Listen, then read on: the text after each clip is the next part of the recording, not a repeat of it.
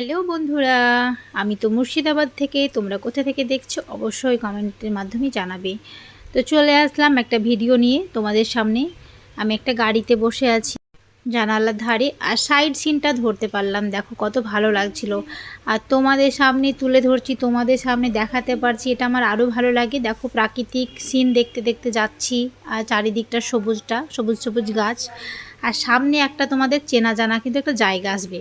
জিজ্ঞেস করো তো কি, এই তো এটা হচ্ছে মুর্শিদাবাদ, ঐতিহাসিক মুর্শিদাবাদ কাটরা মসজিদ এটার নাম। আশা করি তোমরা অনেকেই চেনো, সবাই চেনো আর কি। তো এখানে দেখো ফটোশ্যুট করছে।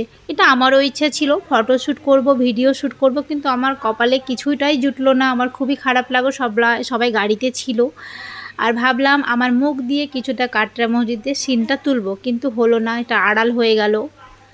দেখছি আমি, মনটা খারাপ লাগলো। পরে চারিদিক ঘোরার পরে পৌঁছে গেলাম ভগবানগোলা। আর দেখো এটা নতুন করেছে ভগবানগোলা, তাই আমি এটাও একটু তুলে ধরলাম। তো কেমন লাগলো আজকের ভিডিও, টাটা।